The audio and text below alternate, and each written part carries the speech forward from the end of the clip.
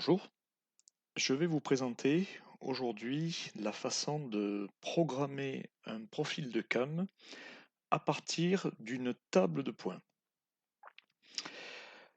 Alors, dans ce tutoriel, nous allons voir comment programmer un profil de cam à partir d'une fonction mathématique quelconque. Je parle d'une fonction mathématique pour pouvoir définir un ensemble de points x, y, et comme on est en profil de cam, la position du mètre virtuel associé à cette fonction mathématique. Donc pour illustrer cet exemple, j'ai choisi d'utiliser les courbes de Lissajous, parce que voilà, c'est quelque chose d'assez ludique. Alors les profils de cam en table de points sont en fait des C-splines. C-spline qui veut dire cubic spline, c'est-à-dire par segment, dans chaque segment de points, la courbe est représentée par un polynôme de degré 3. Voilà. On connaît dans les profils de cam entre guillemets simples, on connaît les polynômes de degré 5. Eh bien, pour faire une C-spline, on utilise un ensemble de polynômes de degré 3, un ensemble de polynômes de degré 3, c'est-à-dire qu'on aura un polynôme de degré 3 par segment. Donc, nous allons voir comment créer ce profil de cam. Nous allons analyser les résultats en fonction du nombre de points, nombre de segments, et nous allons mettre en œuvre dans un template Motion avec différentes résolutions. Alors, les courbes de Lissajous, eh bien, c'est très bien expliqué sur Wikipédia. Ce sont deux sinusoïdes, la deuxième ayant une fréquence multiple plus un déphasage. Voilà, quelque chose qu'on observait souvent il y a très longtemps sur les oscilloscopes analogiques pour mesurer des déphasages. Alors, dans un premier temps, on va les tracer, on va regarder dans Excel. Donc, par exemple, dans ce premier cas avec 30 segments, donc les deux courbes x, y fonction du temps, c'est en fait ceci que l'on va programmer comme profil de cam. Et sur le côté droit, eh bien, quand on enlève la composante temporelle et qu'on représente y en fonction de x, c'est-à-dire qu'on pourrait, nos deux axes, si on les combine dans un robot cartésien, un robot XY, eh bien on pourrait définir la trajectoire qui est ici en vert. Donc dans Excel, avec 30 segments, on a notamment pour la courbe Y, hein, on voit qu'on a des segments, on voit bien notre interpolation, les points. Bien entendu, si on passe avec 180 segments, c'est beaucoup plus lisse, on voit moins les segments de droite. Alors, toujours dans Excel, une compréhension des différentes courbes de Lissajous.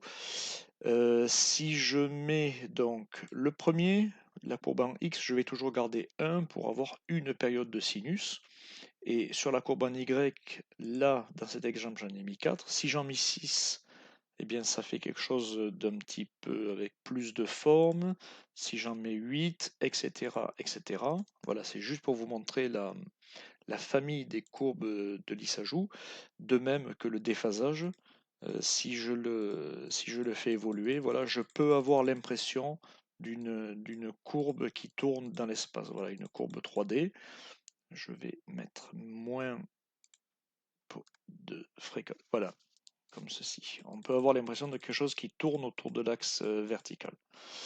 Voilà, ce sont des courbes qu'on étudie, enfin que j'ai étudié il y a très longtemps, voilà, en analyse numérique. Voilà, c'était juste pour vous montrer ce que ça représentait graphiquement. Eh bien, nous allons commencer. Donc, partir du template France en 4 équipements modules, donc avec un EM4 en 4 axes. Et donc, je vais rajouter un axe sur mon template.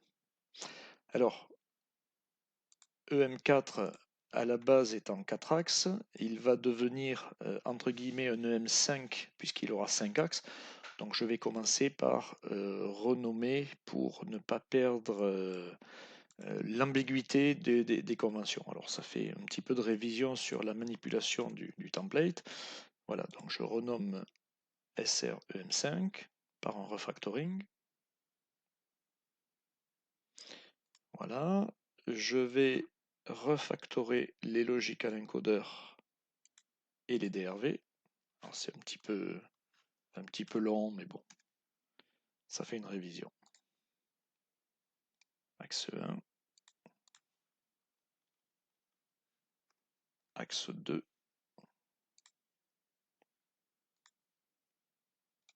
axe 3,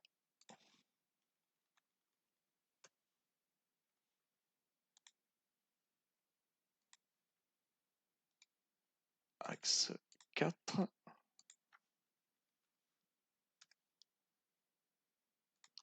et je vais créer le logical encoder pour l'axe 5.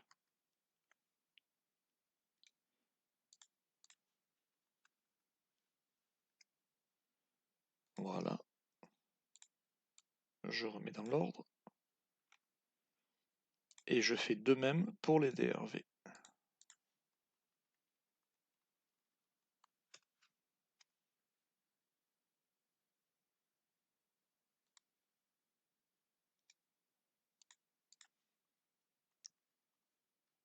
L'axe 2.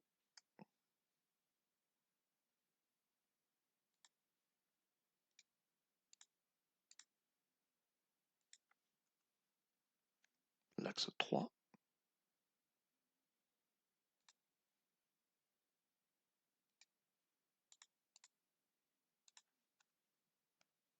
L'axe 4.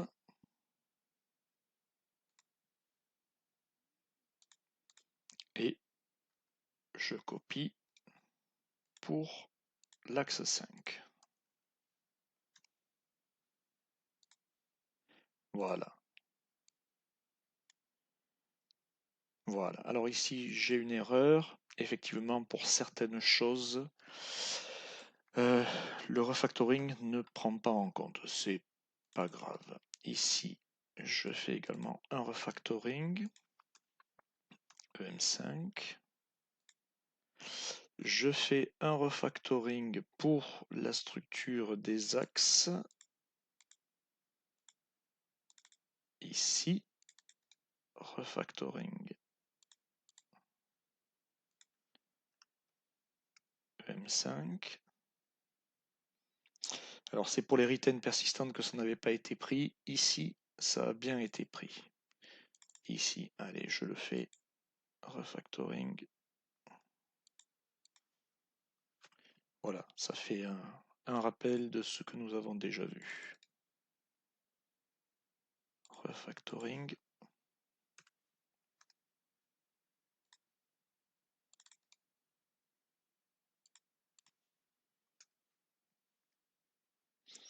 Voilà. Est-ce qu'il me reste des EM4 dans le projet?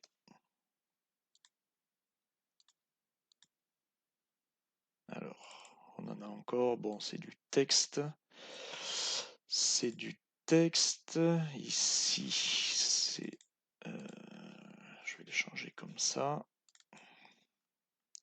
C'est une liste de paramètres, c'est pas bien gênant.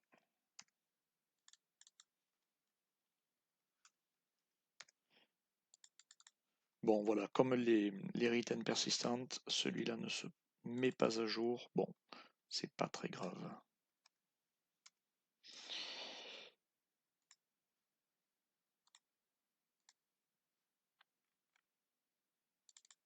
Voilà, ici, M5 c'était du texte.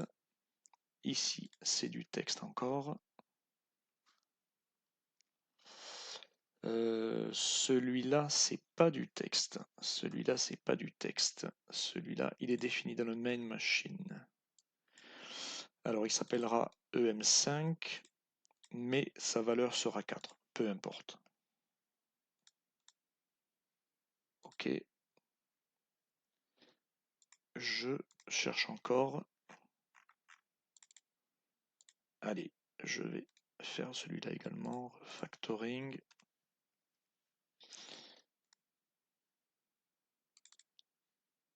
Ici, EM5, c'était du texte. Ici, c'est du texte. Ici, c'est une visu que je n'utilise pas. Ici, c'est du texte. Ici. Ici. Donc, c'est la définition. Je suis dans EM5, le nom des axes. Donc là, je dois bien le modifier également. Je recommence. Là, j'ai des visus. Ici, c'est du texte. C'est pas gênant. Encore du texte.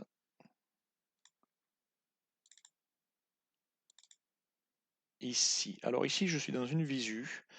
Donc, c'est du texte. Je vais entièrement dans cet éditeur. CTRL H. Remplacer EM4 par EM5 dans cet éditeur. Replace all. Voilà. Je cherche encore EM4 dans tout le projet. Eh bien, ici, je vais tenter ici aussi. Replace all. Je cherche à nouveau. Voilà, je n'en ai plus. Je n'en ai plus.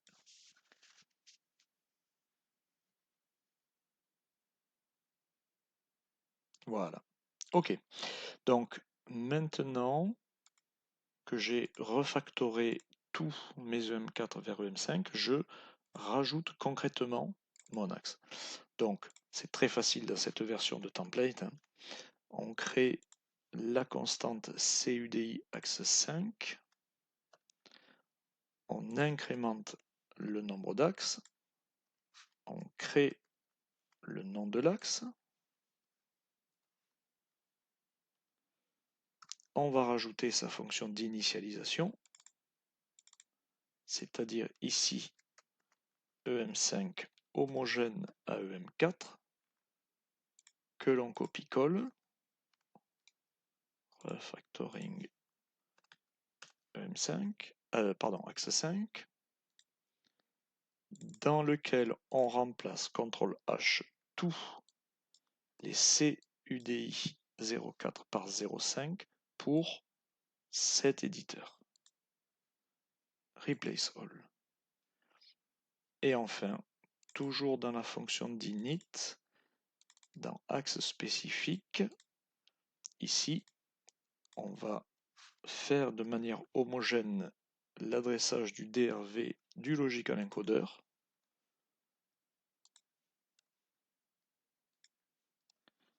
Et de la retain persistante pour la position de l'axe. Voilà. OK. On compile, on vérifie. Oui, on a changé la taille des retain persistantes. Voilà. Alors, il nous reste la visu. Alors, je n'ai pas expliqué pourquoi j'avais besoin de 5 axes. Je vais y revenir tout de suite. Je finis simplement ceci. Donc, je dégroupe. Je vais copier, coller.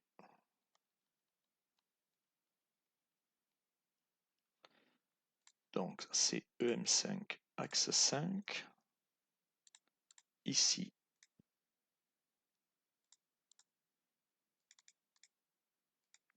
même adaptation, c'est pour l'axe 5. Ici, axe 5. Et là, l'écriture dans le IQDXMD pour l'axe 5. Très bien. Je regroupe l'ensemble en taille fixe. Et je fais de même pour la visualisation de l'axe.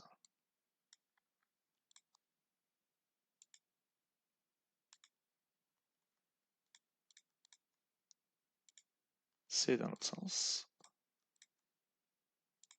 Voilà. Donc celui-là, configuré vers l'axe 5 et DRV axe 5. Je regroupe et je vais vérifier que tout fonctionne. Grouper. Taille fixe.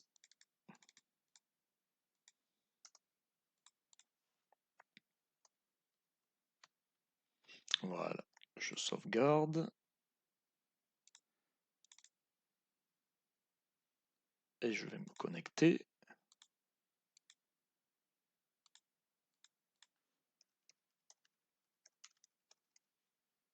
Voilà. OK. Download.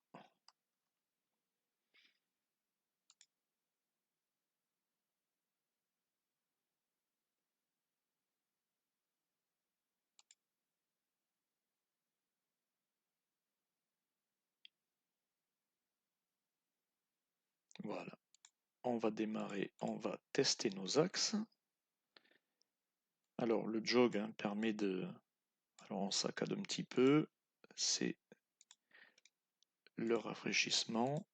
Ici, que l'on doit mettre à 50 millisecondes. OK.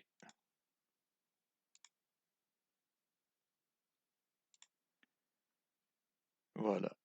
Jog plus, jog moins, jog plus pour le nouvel axe. Voilà. Tout va bien, tout fonctionne très bien. Alors pourquoi j'ai créé ce 5e axe? Parce que donc on va faire, on aura un premier axe pour le mètre virtuel, le temps, un deuxième axe pour x, y, et je veux montrer les deux exemples, donc soit avec 30 segments ou une autre valeur, et une table vraiment très lisse avec 180 segments. Donc on aura deux fois axe x et y, plus le mètre virtuel, le temps, ça nous fait donc bien 5 axes. C'est la raison pour laquelle j'ai besoin d'un équipement module avec 5 axes. Bien. À présent, on va donc revenir sur le programme. On ne va travailler qu'avec ces 5 axes, donc je vais créer close all. Je vais créer, ou plutôt je vais dériver à partir de ma vis application. Je vais en créer une où je n'aurai que mes 5 axes utiles. Je la renomme en underscore 2 et je ne vais garder que l'équipement module 5. Les autres ne m'intéresseront pas.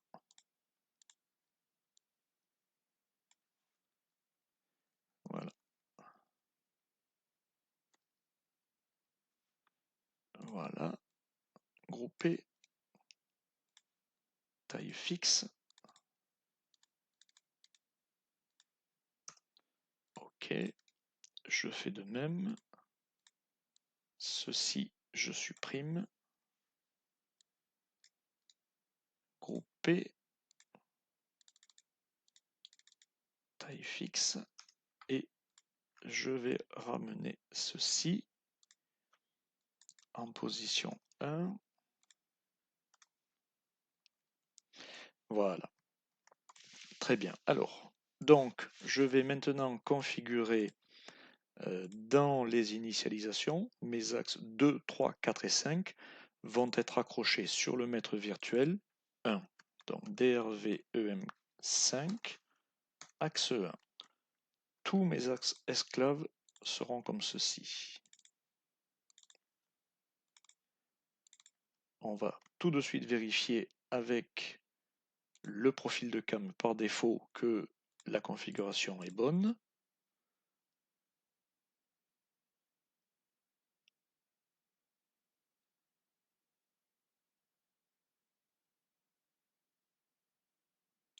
Voilà. Donc, homing sur le mètre virtuel, on accroche en warm start. On donne une vitesse et on va démarrer en endless. Très bien. Les 4 axes sont bien accrochés. On peut continuer. Donc, l'étape suivante va consister à créer la fonction qui calcule les points en x et en y. Alors, pour gagner un peu de temps, j'ai créé cette fonction que j'ai appelée, je vais vous l'expliquer, que j'ai appelée fc calcul table point. Donc, c'est une fonction dans laquelle je donne un pointeur sur des réels pour le temporel. Donc, en fait, je vais donner l'adresse d'un tableau de points pour le temporel. J'en fais de même pour les x et les y. Je donne le nombre de segments. Attention, le nombre de points est égal au nombre de segments plus 1. Ensuite, je donne les coefficients A, B, P et Q. Donc, ce sont les coefficients qu'on a vus ici.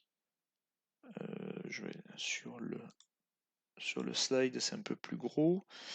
Voilà, ce sont ces coefficients-là. A, B et puis P et Q. Ce sont ces quatre coefficients-là. Alors, on va l'étudier principalement, nous, avec une valeur 100, bon, 300 et j'ai pas mis à jour, mais on va le faire avec 300 pour A et B, P égale 1, oui, et puis Q égale 4, donc on aura 4 périodes de Y dans une période de X avec un déphasage 0. Le fait est que j'ai gardé donc ces 5 paramètres-là pour l'appel de la fonction. Donc c'est tout ce qu'on aura besoin pour calculer la table de points. Donc je vais faire une boucle qui va aller de 0 jusqu'au nombre de segments.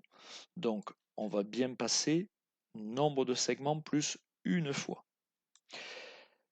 J'ai une fonction sinusoïdale, donc mon maître virtuel, je vais vouloir qu'il fasse un cycle complet. Je reviens sur la courbe. Le cycle complet que l'on voit sur la courbe bleue, je vais le vouloir donc sur 360 degrés de mètre virtuel. Donc, je vais calculer un angle en degrés qui sera égal à la fraction en fonction du nombre de segments multiplié par 360 degrés. Je ferai un calcul en radians en utilisant cette constante-là. Cette constante vaut 2π divisé par 360. Ensuite, je calculerai les coordonnées x, y pour chaque point selon la formule que nous avons vue. On revient sur la formule, voilà. X égale A sinus Pθ, Y égale B sinus Qθ plus phi. Voilà, donc les coefficients A et B, le coefficient multiplicateur de fréquence, l'angle en radian, plus le déphasage entre les deux signaux. Et une fois que j'aurai donc l'angle en degrés, la valeur de x, la valeur de y, j'irai le sauvegarder à l'adresse pointée. Ici, c'est l'opérateur d'indirection. À l'adresse pointée par les pointeurs que je donne en paramètres, pointeur sur une table de réel, et j'augmenterai chacun de mes pointeurs, puisqu'on est sur des pointeurs pour des réels, je l'augmenterai d'un décalage de la taille du réel. Ça vaut 8. Les langues réelles sont codées sur 8 bytes. Pour n'avoir aucune ambiguïté, je recalcule ici le size-of pour calculer l'incrément. Donc ça, c'est la fonction qui va permettre de calculer les 181 points pour les 180 segments ou les 31 points pour les 30 segments. Alors, on va créer une fonction d'init ici. Alors, je vais récupérer dans mon copy master un certain nombre de choses que j'ai préparées. La fonction, où est-ce que je l'ai mise? Où est-ce que je l'ai mise? Voilà. Je l'ai appelée comme ceci. Donc ici, j'ajoute une action que j'appelle init profil de cam et que je vais appeler dans l'initialisation de l'EM5. Je vais l'appeler après les initialisations par défaut. Alors, init, profil de cam. Voilà, c'est-à-dire que nos 5 axes ont des initialisations par défaut. Je vais, entre guillemets, surécrire sur ces initialisations par défaut. En premier lieu, je vais commencer par eh bien, définir. Je vais avoir besoin d'un certain nombre de variables. Alors, dans les données globales, alors je vais reprendre encore une fois mon copy master pour gagner du temps. J'ai besoin d'un certain nombre de constantes. Ici, celui-là, on le verra plus tard. Donc je vais faire un premier segment avec, enfin, un premier profil de cam avec 30 segments et un deuxième beaucoup plus détaillé avec 180 segments, hein, pour retrouver ce que, pour retrouver, voilà, la configuration en 30 segments ici et en 180 segments plus détaillés. C'est à ça que servent ces deux constantes. Ensuite, je vais avoir besoin de tables de points pour ces différentes configurations. Donc, le premier cas, je vais avoir une table de points pour le temporel, une table de points en X, une table de points en Y. Pour le premier cas de figure en 30 segments, la même chose pour le deuxième cas en 180 segments. Dans ma fonction d'init, je vais maintenant appeler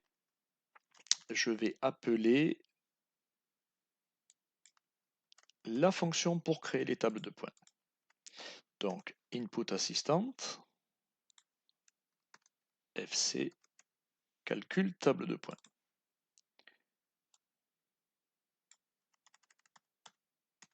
Alors, j'ai besoin de donner un pointeur sur le tableau des points en XY et en temporel. Je vais remettre un petit peu en forme.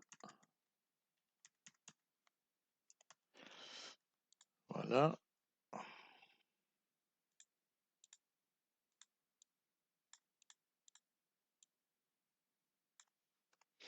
Alors, le tableau des points en temporel. Donc, c'est cette table-là. C'est cette table-là. Et je vais lui donner l'adresse du premier élément. Premier élément, il commence à 0. Hein, n'oublions pas, on a par exemple 180 segments, mais il faut 181 points. Donc, on commence à 0 pour une fois. Voilà, je vais avoir la même chose pour les tables en X et en Y. Voilà.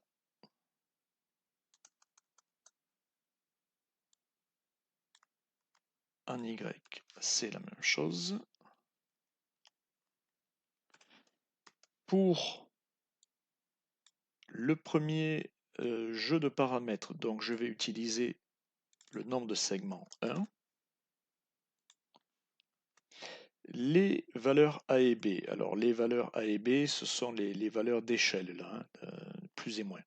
Alors, pour des questions graphiques, je vais prendre 300 pour les deux. On aura une courbe de Lissajous carrée. Le P, ce sont les coefficients, nous avons dit 1 et 4. Donc ce sont des entiers. Et le déphasage, pas beaucoup d'intérêt ici, on va le garder à 0. Donc là, je vais créer mon premier jeu de 3 tables de points. Je vais en faire de même pour le deuxième jeu. Je rappelle une deuxième fois ceci. Donc avec le deuxième jeu de paramètres, où cette fois j'aurai 180 segments au lieu de 30. Une fois qu'on aura donc créé nos tables de points, on va configurer les profils de cam. Alors, je retourne sur mon anti-sèche. Alors, on va y aller plus lentement. La fonction qui calcule un profil de cam à partir d'un ensemble de points, c'est une fonction qui est dans la librairie System Interface et elle s'appelle fc cspline from array. Alors, je vais utiliser le input assistant pour avoir le prototype. Voici.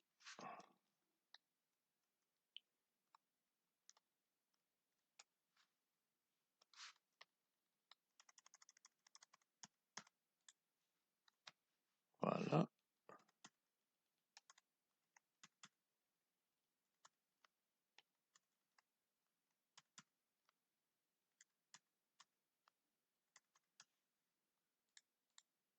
Alors, il y a toujours un espace après, je ne sais pas pourquoi, je l'enlève. Voilà, donc cette fonction de librairie system interface va créer ce qu'il nous faut pour une spline pour un profil de cam en spline. Donc le type de spline, alors on va aller regarder l'aide en ligne. Le type de spline, bon, le premier paramètre, on va laisser 0, c'est un dint. Le nombre de points, alors le nombre de points pour le premier, on va utiliser 30. Start et end slope, ce sont les pentes au démarrage et à la fin. Dans notre cas, on va laisser à 0. Un pointeur sur la table de points en X, un pointeur sur la table de points en Y. Alors, X, en fait, c'est le temporel. Donc, la table de points, ça va être, pour le temporel, ceci. Pour l'axe X, ce sera cela. Et il nous faudra appeler une deuxième fois pour la spline en Y. Donc, en Y. Voilà. Et la valeur, en fait, ce qui est très important, c'est la valeur retournée. Cette fonction nous renvoie ce qu'on appelle un DI du double int profile ID. Et c'est ce que l'on va utiliser pour définir le profil de cas. Alors, je regarde comment j'ai appelé ce profile ID. Voilà, je l'ai défini dans les variables globales. Voilà. J'utilise des variables globales. Bon, on pourrait faire autrement, mais je vais utiliser ceci. Donc, je vais récupérer mon DI profile pour l'axe X pour la première configuration. La même chose pour l'axe Y. Et je vais faire la même chose pour la deuxième configuration. Donc, ce sera X2, Y2. Le nombre de points, le nombre de segments change. Ça ne change pas. La table de master, elle change. Les points changent. Pareil pour Y. Donc, avec cette deuxième étape, j'ai calculé mes 4 profils de cam pour les 4 axes esclaves. À présent, eh bien, je n'ai plus qu'à configurer mes profils de cam, à surécrire par-dessus des initialisations par défaut. Donc, je vais le prendre pour un axe. Alors, l'axe 2, on va dire que c'est l'axe X pour la première configuration. Donc, je dois donner une cam en 2 points. Le premier pour le temporel et le spatial, je donne le premier point de mes tables, je donne le dernier point des tables, encore une fois en temporel et en spatial, le type de cam, et là c'est très important. Jusqu'à présent, on avait des straight ou des polysync. Eh bien, maintenant, on passe par userCam. UserCam, table de points, et on lui donne comme référence le profile ID. Donc ça, c'est pour le premier axe. On va le faire pour les autres. Donc on va copier 3 fois. 1, 2, 3. Après l'axe 2, on a l'axe 3.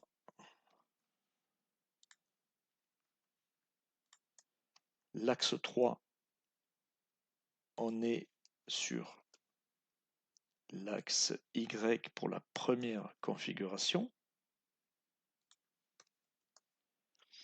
Ensuite, l'axe 4. L'axe 4, on est sur le deuxième jeu de paramètres axe X. Donc 2, 2, 2. Voilà, le dernier point, c'est 2, 2. Et le nombre de points, nombre de segments a changé. Ici, c'est pareil. Axe 5.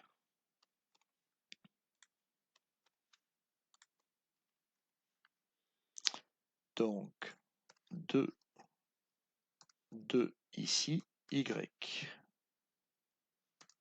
Ici, Y2, 2, 2, 2 et 2. Voilà.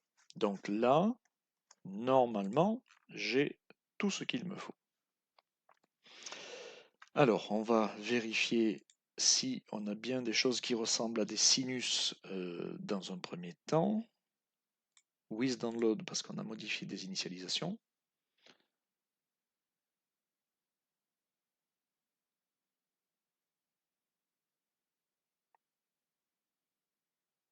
Donc les premiers axes, les deux axes X, donc axes 2 et 4, vont faire une sinusoïde, quand les axes 3 et 5 vont en faire 4. Alors, regardons ce que ça donne. Alors, homing, les autres axes sont à 0. Profil de cam,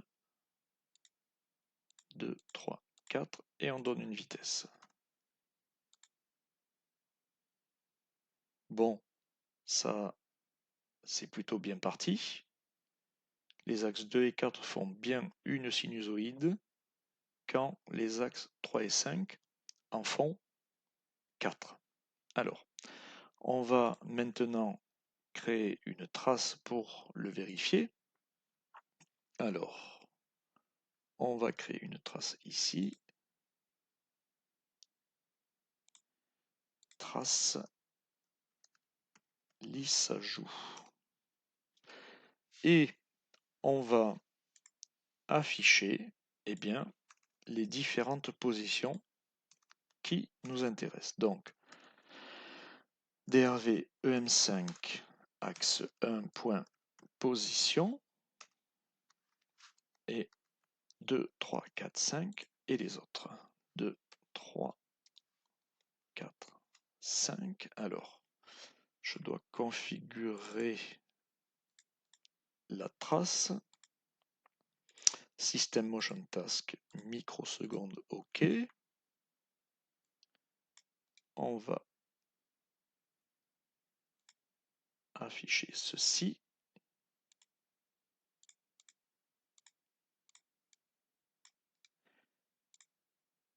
Lisse ajout.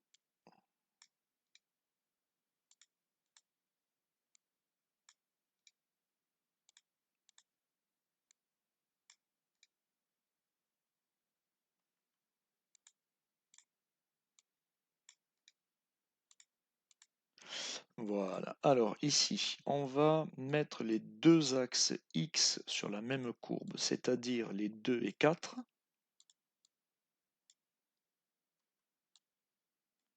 Voilà. Et le 3 et 5, de même sur la même courbe.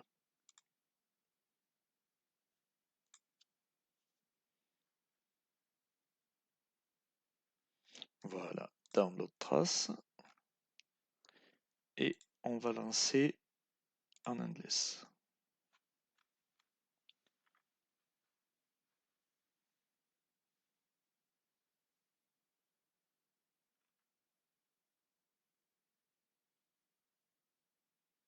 Bon, on avait un petit décalage.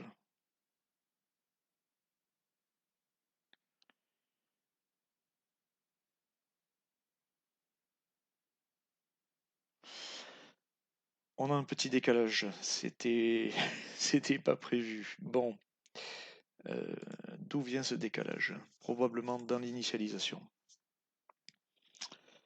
Alors,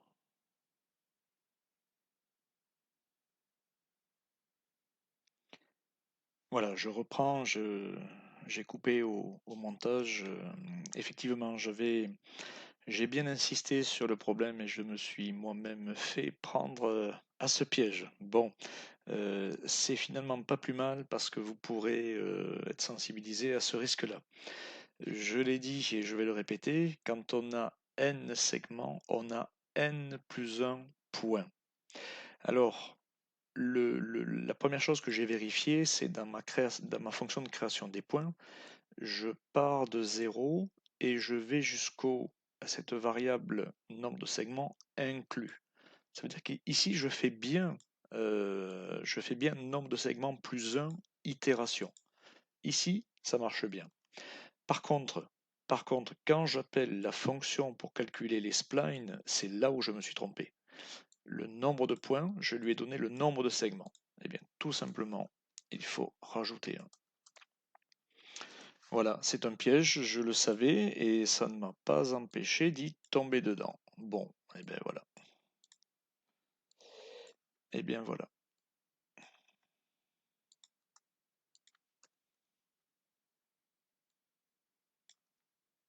Voilà, on va pouvoir reprendre ici.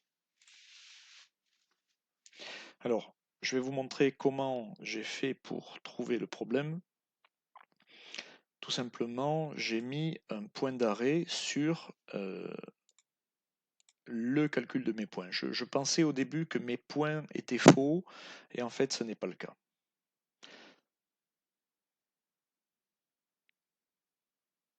Donc, voilà, je démarre en stop. Dans la fonction de calcul des points, je vais mettre un point d'arrêt à la fin de l'exécution de la fonction.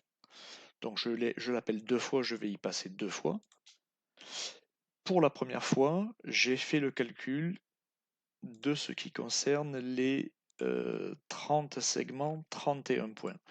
Donc si je regarde le temporel, le master, je vais bien de 0 à 360 inclus en 30 segments, 31 points. C'est bon. Pour les points en X, donc j'ai une sinusoïde. Je pars de 0, j'arrive bien à quelque chose qui est proche de 0. Pour le Y, j'ai 4 sinusoïdes. C'est pareil, je pars de 0, j'arrive bien à quelque chose de très proche de 0. Donc, mes points sont corrects. Je le fais pour le deuxième jeu de paramètres. Donc, ici en 180 points, 181 points, 180 segments, décidément. Voilà, je finis bien à 360. Pour X, je pars de 0, j'arrive à une valeur très faible. Il en est de même pour le Y. Voilà. Voilà. Et maintenant, donc, la fonction d'initialisation, je calcule bien les profils de cam avec nombre de segments plus 1. Eh bien, cette fois, ça doit marcher. Homing partout. Accrochage. Je donne une vitesse et je vais lancer la trace.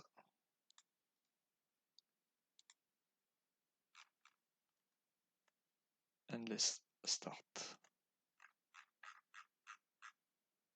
C'est beaucoup mieux. C'est beaucoup mieux.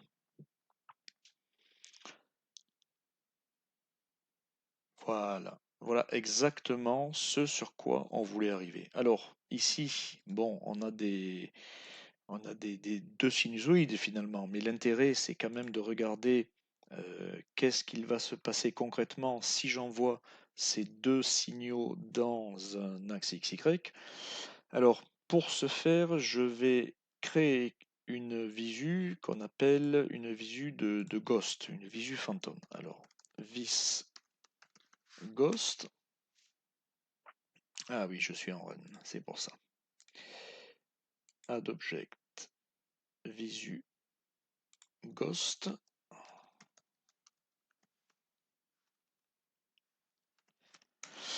Et je vais également donc mémoriser les 1000 derniers points de ma trace. Donc pour ce faire, je vais créer, alors c'est au début, je vais créer deux tables de points en XY pour, donc ici, deux tables de points où je vais mémoriser donc les 1000 derniers points. Alors pour ce faire, je recopie le nom de ma variable, c'est surtout ça que je veux. Voilà, je vais directement recopier le texte logique active. Ici, je peux mettre un commentaire. Donc, dans mes deux tableaux de variables globales avec un index de boucle, je vérifie, ça commence à 0. Ça commence à 0. Donc, je vais déclarer ici ma variable d'index. J'avais oublié que CTRL fin arrête la capture vidéo. Ça arrive. Alors, ici, c'est un index de mon buffer, int 2 points égale 0. Donc, je vais mémoriser mes points, je vais incrémenter l'index. Quand il arrive au-delà de la taille, il revient à 0. Ici, je vais mémoriser tous mes points. Et dans la visu de Ghost, je vais créer un rectangle. Alors, je vais le mettre en position 300 de mémoire. Voilà, c'est bien 300 les valeurs maximales, c'est ça. De taille 4 et 4, et je vais donner une couleur pleine en rouge. Voilà. Mon carré, je vais lui demander de se déplacer, donc suivant les tables de points en XY. Et pour faire un effet de ghost, je vais ajouter l'indice. Alors je vais utiliser une fonction que je vous ai déjà présentée qui s'appelle firstDim. FirstDim, voilà. $firstDim $. Et je recopie la même chose pour l'axe Y. Alors dans les visus, le Y plus est vers le bas, donc je vais mettre un signe moins. Et maintenant, ceci, je vais le déployer multiple visu element. Comme j'ai 1000 éléments, je vais mettre 40. Ah, je me suis trompé. C'est pas ce que je voulais faire. Ça va prendre un petit peu de temps, c'est pas grave.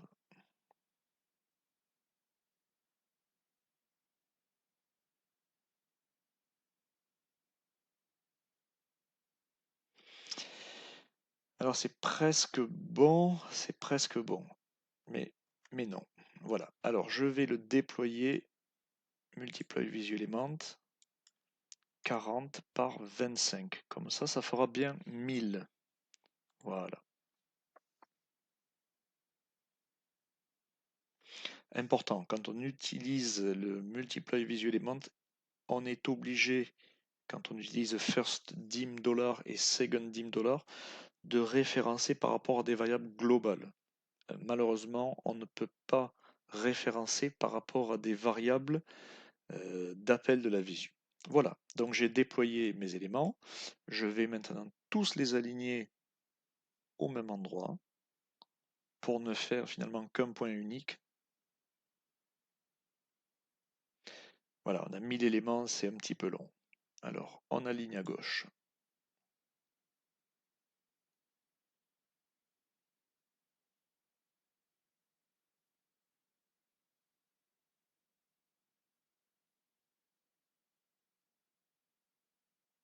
Et en haut.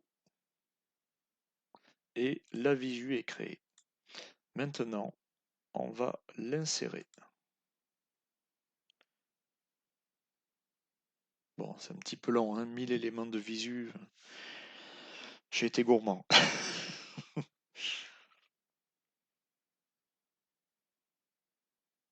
Voilà.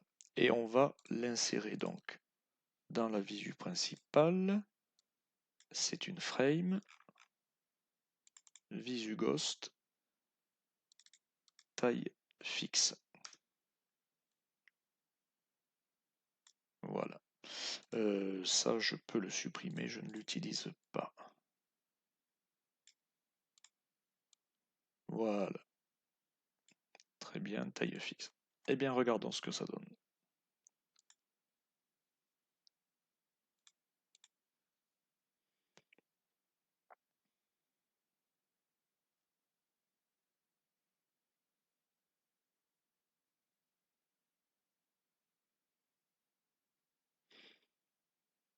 Voilà, on démarre homing partout, camworm start. Et on démarre le maître virtuel. Et voilà. Et voilà la représentation graphique de notre courbe de lissajou. Voilà, j'ai fait 1000 points.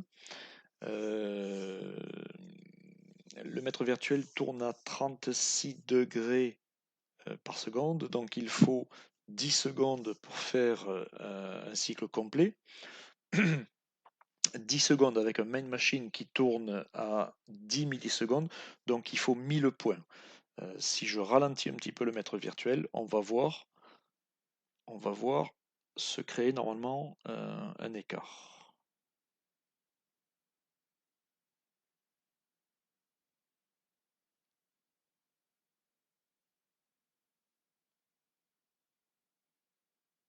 Il faut que je relance un start. Voilà.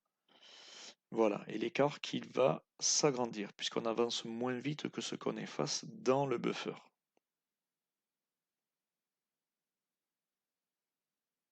Voilà. À terme, quand ça sera stabilisé, on ne verra plus qu'une demi-courbe par rapport à la courbe entière. Voilà. Qu'est-ce que je voulais montrer d'autre? Oui. Donc on a fait la trace, on a fait le ghost. Sur la trace, on voit. Alors la trace.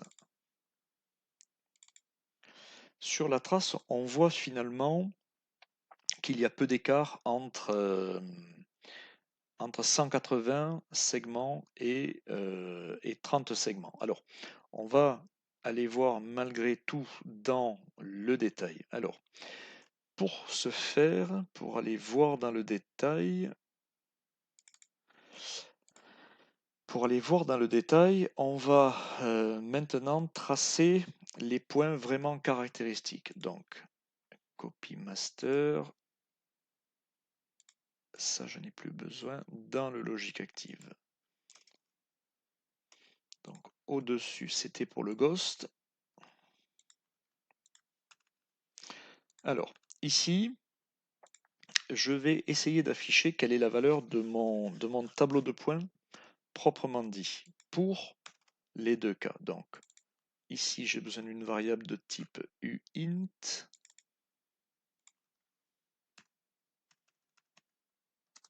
uint.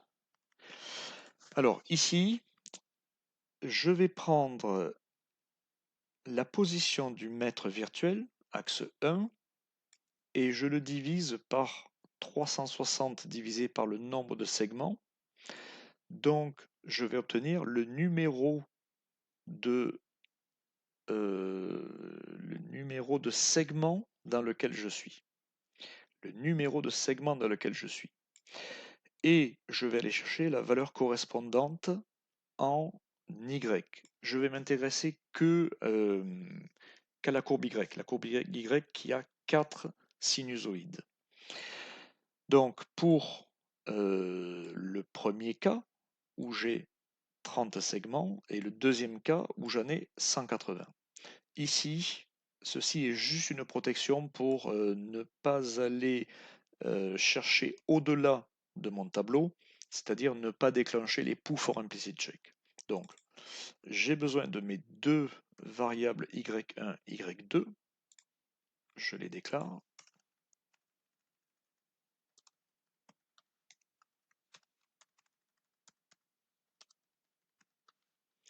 Et je vais les ajouter sur la courbe sur la trace, pardon, pour voir à quoi ça correspond.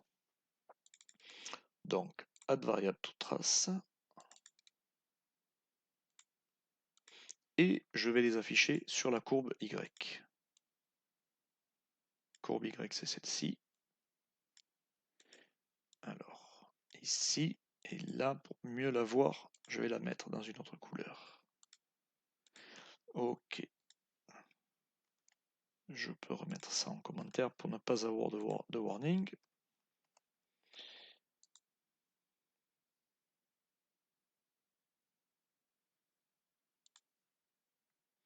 Et on va observer l'influence, la différence entre 180 et 30 segments. Alors, on va relancer la trace.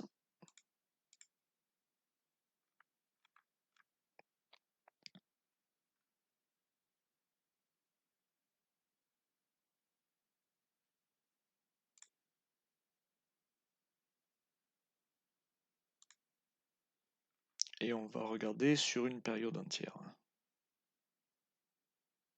Voilà. Alors qu'est-ce qu'on voit? Qu'est-ce qu'on voit? La courbe orange, en fait, ce serait... Je vais enlever la deuxième, qui est la courbe précise. Là, la courbe orange en palier, c'est celle qui nous sert à définir les splines. Et les points de contact sont les points qui sont utilisés pour le calcul de la spline proprement dit. Donc ici, ici, ici, etc. Si j'affiche maintenant la deuxième courbe, comme elle est en 180 points et que c'est un multiple de la première en 30 points, on a un rapport 6, donc on aura 6 créneaux verts pour un créneau orange. Au point de contact, nos 4 courbes sont bien alignées ici. Par contre, si je m'en éloigne, c'est-à-dire par exemple ici, je vais avoir un décalage. Alors il est très faible. En plus, on est sur des sous-multiples, on tombe parfaitement si on divise 360 degrés, donc ça ne se voit pas trop. Pour voir les écarts, je vais diminuer le nombre de segments. Donc, ce qu'il est important de noter, c'est que d'ores et déjà, avec 30 segments pour une fonction trigonométrique, on a déjà de très bons résultats. On n'aura pas forcément besoin d'aller chercher aussi haut. Donc, pour voir un peu plus de décalage, je vais descendre à 15 segments. With download.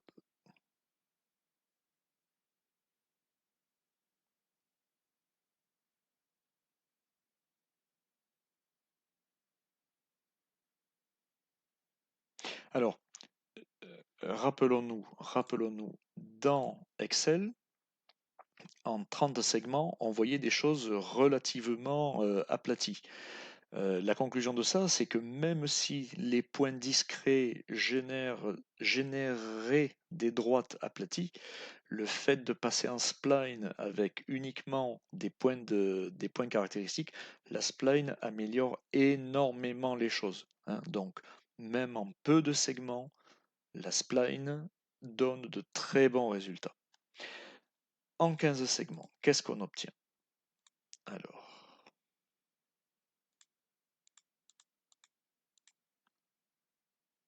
Camworm Start.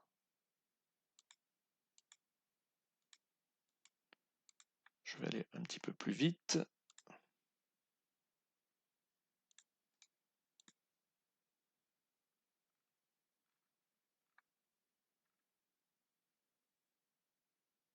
Voilà. Donc là, ben là on commence à voir quelques décalages, hein. Donc la courbe la plus précise en 180 segments, c'est la bleue. On voit, on voit des décalages, hein. La courbe rouge n'est pas tout à fait alignée. Alors, elle est alignée par contre au point identique. On en a un ici, le précédent est là. Voilà. Mais entre deux points caractéristiques, je vais mettre les curseurs, hein. Donc on a un point caractéristique ici et un point caractéristique ici. Voilà, entre les deux, on a des écarts. Alors, 15 segments pour 360 degrés, c'est très peu, hein. Si on regarde dans Excel, je ne sais pas si j'aurai ici nombre de segments. Si je mets 30, voilà. Si je mets 15, voilà, on voit qu'on n'a plus du tout quelque chose de correct. Et malgré tout, la spline arrive à bien lisser les choses. Alors, pour voir quelque chose de vraiment très très dégradé, on va descendre plus bas. On va descendre plus bas. On va aller jusqu'à 7 points. Alors là, c'est vraiment très critique là. On va voir.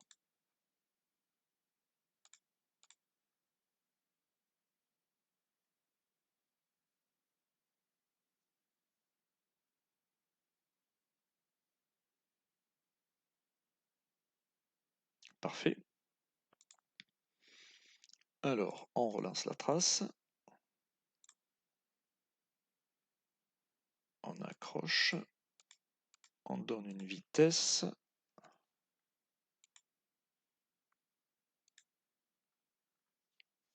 Voilà. Là, on est plus très très joli là. Alors, je vais enlever pour qu'on le voit beaucoup mieux. Ici. Et on va enlever les curseurs. Voilà. Eh bien, tout simplement, qu'est-ce qu'on voit ici? On voit une interprétation graphique du théorème de Shannon. C'est-à-dire, si on considère que la courbe grise est à 1 Hz, la courbe bleue sera à 4 Hz. Shannon nous dit que pour 4 Hz, il faut au moins 8 points. Alors on voit qu'en 7 points, on voit plus grand-chose, hein. On va se remettre en 8 points. En 8 points, on a... Alors c'est aussi un coup de chance, hein, puisque Shannon nous dit que c'est le minimum. Mais on va avoir de la chance avec 8 points, on va arriver à retrouver assez bien le signal. Ici dans Excel, on voit que non, ça ne marche plus. À 9, ça ne marche pas non plus. Bon. Alors ici, on est à 8 points. On va relancer la trace. Homing.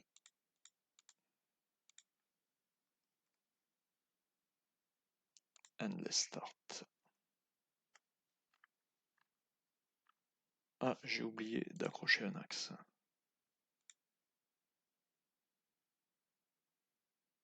Non.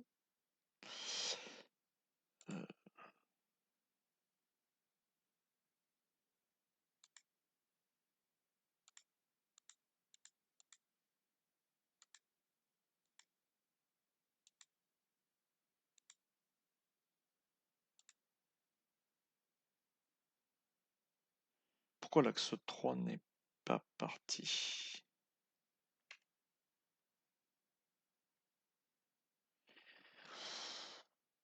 L'axe 3 n'est pas parti.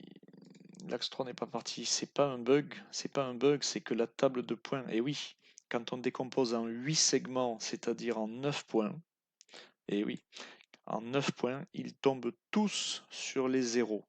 Donc c'est pas un bug. C'est pas un bug. C'est qu'en 8 points, on ne sait pas recréer le signal. Donc 8 points ne suffisent pas. On va essayer avec 9.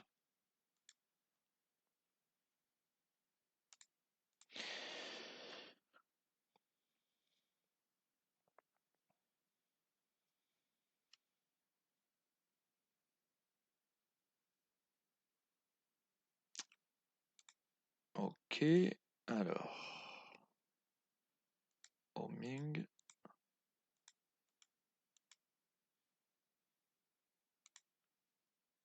72, endless start, c'est mieux. C'est mieux.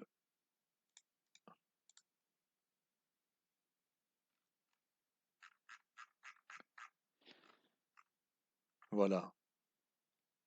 Alors, c'est très intéressant. Bon, le signal est encore, il est encore bien écrasé.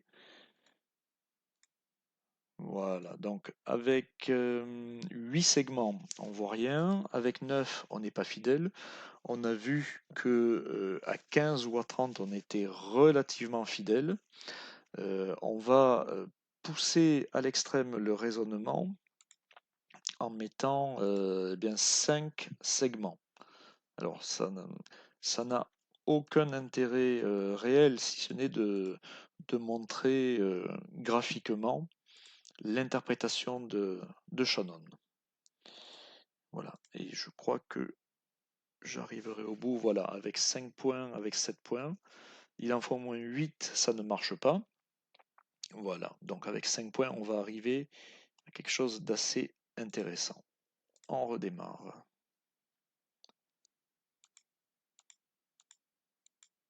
Camworm Start 72. On va lancer la trace.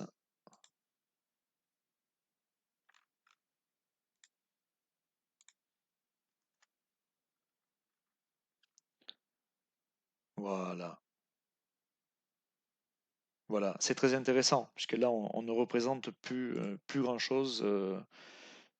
Alors la courbe, oui, on prend sur les points réels, donc sur les points en 180 segments. Donc c'est pour ça que le lissage graphique ne change pas. Mais sur la courbe, on va retrouver nos 5 points de contact. On va les retrouver. C'est-à-dire le premier, il est là. Je vais mettre le curseur. Le premier, il est là. Le deuxième, il est là. Le troisième,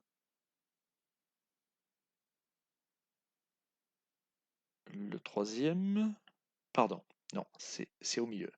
1, 2, 3, 4, le cinquième. Et le suivant, c'est celui de la période d'après. Donc voilà, 5 segments, 6 points, c'est pas suffisant. Comme nous le dit Shannon, il en faut au moins 8. On a vu que à 15, à 30, c'était bon. Pour un profil en 360, moi j'aime bien aller 180 points. Bon, on travaille quand même sur des contrôleurs à base PC. Les ressources CPU ou RAM ne sont pas un problème. On peut quand même le faire. Un dernier point avant de conclure ceci, on va regarder le temps que prend le calcul de ces profils de cas. Alors, le premier étant, on va le remettre normalement, on va le remettre en 30. Et on revient ici. Donc, on va mesurer surtout pour celui-là la fonction de calcul. Alors, on va utiliser le timer en microsecondes. Regardons son format. Le fast timer, c'est du UDINT. UDINT. Alors, UDI, timer 1, UDINT, timer 2, timer 3, timer 4, et on va prendre des delta, delta 1, 2 et delta 3, 4. Et on va mesurer les temps nécessaires à ces calculs. Donc, la fonction qui calcule le point, les deux tableaux de 181 points, 2 points égale LMC timer, c'est fast timer. Voilà. Donc on prend au début, on prend à la fin et on calcule un delta. Delta 1, 2, c'est égal au 2 moins le 1.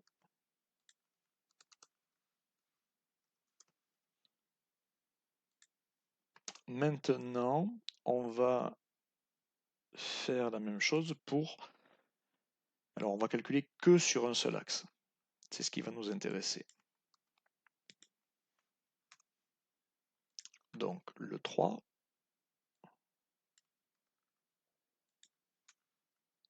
Le 4.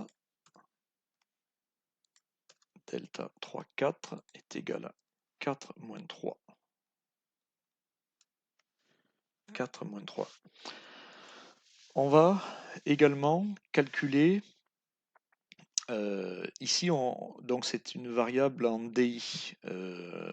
En fait, c'est une adresse mémoire. C'est une adresse mémoire d'une structure qui est cachée. Hein. On ne sait pas comment ça se passe à l'intérieur. Mais voilà, avec l'expérience, moi j'en ai déduit que c'était une adresse mémoire qui pointait sur un certain nombre de structures de données que pouvait utiliser le générateur de trajectoire. Donc, on va calculer la différence entre deux adresses de ces structures. Alors, pour ce faire, on va créer ici des deltas.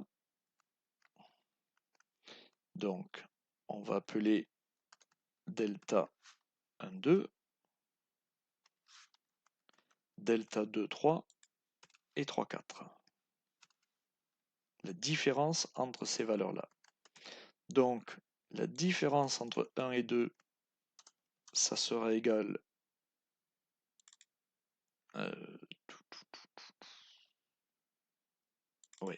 y1 moins x1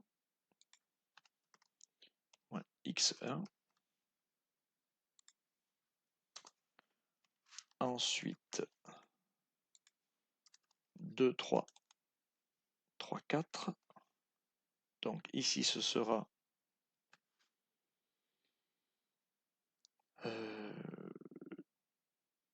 x2, x2 moins y1, et puis y2 moins x2. Et on va regarder ceci. Login with download.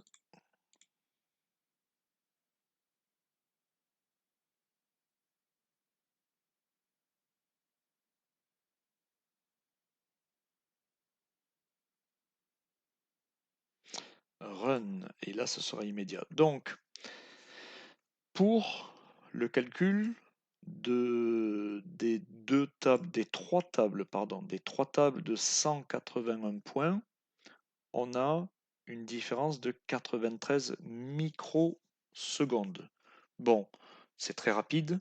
Ici, on est dans le main machine à 10 milli. Voilà, ça passe très facilement. De même que pour le timer, donc pour calculer une spline, alors là, c'est un petit peu plus long. Là, il nous faut 260 microsecondes. Bon, ça passe encore, on n'a pas eu d'exception, mais voilà, si on en calcule plusieurs, si on a beaucoup plus que 180 segments, il faudra faire attention. Regardons maintenant le delta. bien, c'est assez facile, hein, on a à chaque fois le même décalage.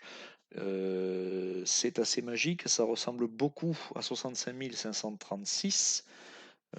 Donc c'est à peine un petit peu plus que 64 kilooctets. Ça confirme bien l'hypothèse que bien, on a accès à des adresses mémoire.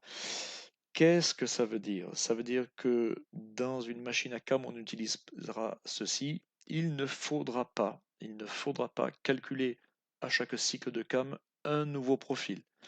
Pourquoi? Parce que bien, on aura l'aspect temporel, hein, ça consomme du temps. Et le deuxième point, c'est que on consomme de la mémoire à chaque fois qu'on calcule un profil de cam. Donc, pour pallier à ça, il faudra, dans une tâche désynchronisée, euh, qui pourra durer beaucoup plus de temps, qui pourra durer le temps dont elle aura besoin, dans une tâche désynchronisée, il faudra créer au démarrage tous les profils de cam dont on aura besoin dans le programme et à l'utilisation, on fera des EQX newcom en changeant chaque fois le numéro de profil et de points. C'est-à-dire qu'on ne relancera que ceci pour changer de cam avec un DI profile, avec une adresse qu'on aura calculée auparavant au début du programme. Voilà, c'est très important d'en avoir conscience, puisque dans un programme, si régulièrement on calcule des splines, qu'on consomme de la mémoire, eh bien, il arrivera un moment où de la mémoire, il n'y en aura plus. Voilà, nous arrivons au terme de cette présentation. C'est très long, mais j'ai voulu aller dans le détail, montrer beaucoup de choses.